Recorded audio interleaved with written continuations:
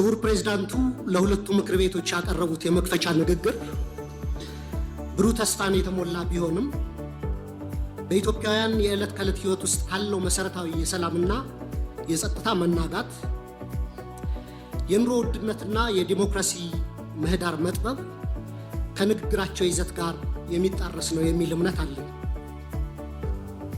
በዚህ ዙሪያ የሚከተሉትን ሶስት ዋና ዋና ጥያቄዎች ለክቡር ጠቅላይ ሚኒስትሩ አቀርባለሁ።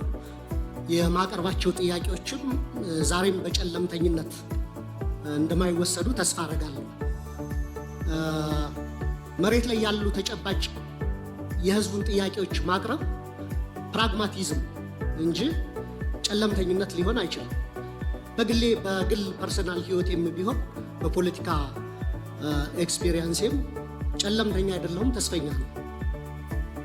ጥያቄዎቹን ማነሳ ግን የህዝብ ጥያቄዎች ተገቢውን ትኩረትና ምላሽ እንዲያገኙ ስለሚገባ ነው። ስለዚህ ከሶስቱ ጥያቄዎች የመጀመሪያው በሀገር ውስጥ መረጋጋትና በሰብአዊ መብቶች ዙሪያ ያተኩራል።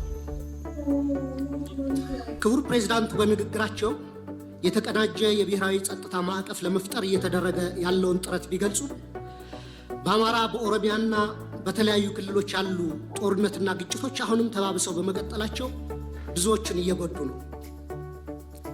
ክቡር ጠቅላይ ሚኒስትሩ እንደ ጸጥታ ኃይሎች መሪነቶ ካለፈው ዓመት ወዲህ በአማራና በኦሮሚያ ክልሎች በእነዚህ ጦርነቶች ምክንያት የተጎዱትን ሲቪሊያኖችና የሲቪሊያን መሰረተ ልማቶች ቁጥር በግልጽ ሊገልጹልን ይችላሉ ወይ?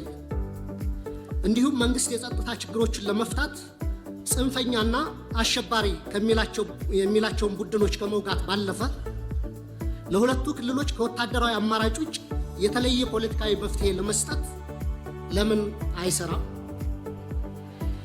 የኢትዮጵያ ሕዝብ የእርስ በርስ ጦርነት አንገፍግፎታል። በሀገር ውስጥ ተንቀሳቅሶ ሰርቶ መብላት ከብዶታል። አገራችንም እንደ ኮሎምቢያ ከውስጥ ታጣቂዎች ጋር 50 ዓመታትን እየተዋጋች ልትቀጥል አትችልም። ከዚሁ ጋር በተያያዘ በሀገር አቀፍ ደረጃ በስፋት እየተዘገበ ያለው የፖለቲካና የህሊና እስረኞች ጉዳይ እልባት እንዲሰጠው፣ እስረኞችም የተፋጠነ ፍትህ እንዲሰጣቸው በተደጋጋሚ ብንጠይቅም የፖለቲካ አቅጣጫ የተሰጠበት በሚመስል መልኩ በተደጋጋሚ የፍርድ ቤት ቀጠሮ ያለ ፍርድ እየተንገላቱ ነው። ቤተሰቦቻቸውም ከፍተኛ ችግር ላይ ወድቀዋል። የህግ የበላይነት በማስከበር ስም የሚፈጸሙ የዘፈቀደ የፖለቲካ እስሮች ለሚመጣው 7ኛው ዙር ሀገራዊ ምርጫ ፍትሃዊ፣ ነፃና ታማኝነት ያለው እንዳይሆን ላለማድረጉ መንግስት ምን ዋስትና ይሰጣል? 2. ስለ ኢኮኖሚ ሁኔታና የኑሮ ውድነት መንግስት የሀገር ውስጥ የምርት እድገትና የዋጋ ግሽበት ዝቅ ማለቱን ቢገልጽም የዜጎች ኑሮ ሁኔታ በከፍተኛ ደረጃ ከዕለት ወደ ዕለት እየተባባሰ ነው። የዓለም ባንክ በቅርቡ ያወጣው መረጃ እንደሚጠቁመው የኢትዮጵያ የድህነት ምጣኔ በ2 ዲጂት አድጎ ወደ 43% እንደሚያሻቅብ ገልጿል።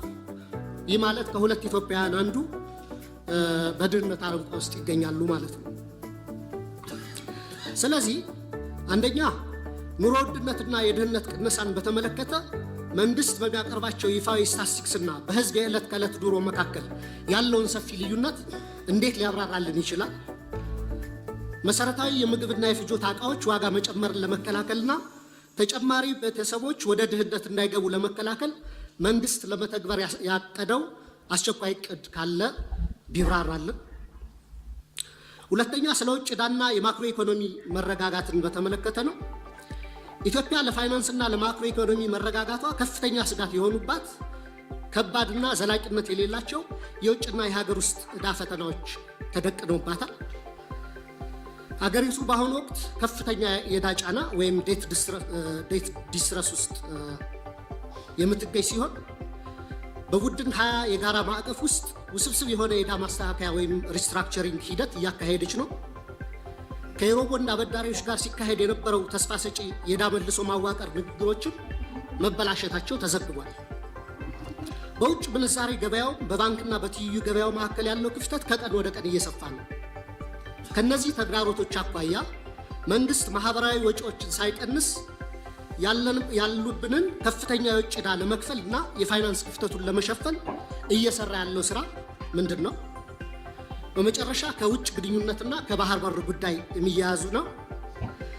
መንግስት የቀይ ባህርን ማስመለስ ጉዳይ እንደ ህልውና ጉዳይ በማቅረብ ዋና ትኩረቱንና የፖለቲካ ጉልበቱን ከአጣዳፊ የውስጥ ቀውሶች በተለይም ከባድ የጸጥታና የኢኮኖሚ ችግሮችን ከመፍታት ይልቅ በውጭ ጉዳይ ላይ እንዲያርፉ በማድረግ በትችት አቅራቢዎች ዘንድ የህዝብን ትኩረት ከውስጥ አጣዳፊና አሳሳቢ ችግሮች ለመቀየር የተደረገ ጥረት ነው የሚል አስተያየት እንዲሰጥ አድርጓል። በሀገሪቱ ውስጥ ካለው የውስጥ ችግሮች ክብደት አኳያ መንግስት ይህንን ከፍተኛ የፖለቲካ አቅም ለውጫዊ ግብና ዓላማ ከመዋል ይልቅ ተመሳሳይ ጉልበትና ትኩረትን የውስጥ የፖለቲካ ግጭቶችን ለመፍታትና ከራሱ ዜጎች ጋር ዘላቂ ሰላምን ለማምጣት ለምን አይጠቀምበትም? ብሔራዊ ጥቅምን ለማስከበር የሚደረግ ማንኛውም አይነት ዲፕሎማሲያዊ ጥረትን በግሌ ይቀበለዋል። መንግስት ጉዳዩን የመራበት መንገድ ግን 10 ድስት ጥዶ አንዱንም ሳያማስል እንደሚያሳርረው አይነት ነው። መጀመሪያ ከኤርትራ ጋር ሰላም ተፈጠረ፣ የወደብ መጠቀም ውስጥ እንገባለን ተብሎ መንገዶችን ወደ ማደስ ተጀምሮ ነበር። እሱ በምናውቀው መንገድ ተቋረጠ። ከዛ ከሶማሊላንድ ጋር ውል ተፈጸመ። ከዛ ከጅቡቲ ጋር ታጁራን ለማልማት፣ ከዛ እንደገና ከሶማሊያ ጋር በአንካራ ውጤት ተሞክሯል። ግን እስካሁን ተጨባጭ ውጤት አልታየም። ትላንት ይመስለኛል እንዲሁም የታጁራን ወደብ ሳውዲ በረዥም ጊዜ የሊዝ ውል እንደወሰደችው እየሰማን ነው።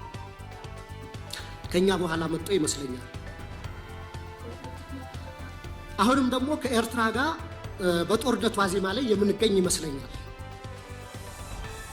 በሁለቱ ሀገራት በኩል የተሟላ የጦርነት ዝግጅት እየተደረገ እንደሆነ በዓለም አቀፉ ማህበረሰብ ዘንድ በሰፊው ተዘግቷል።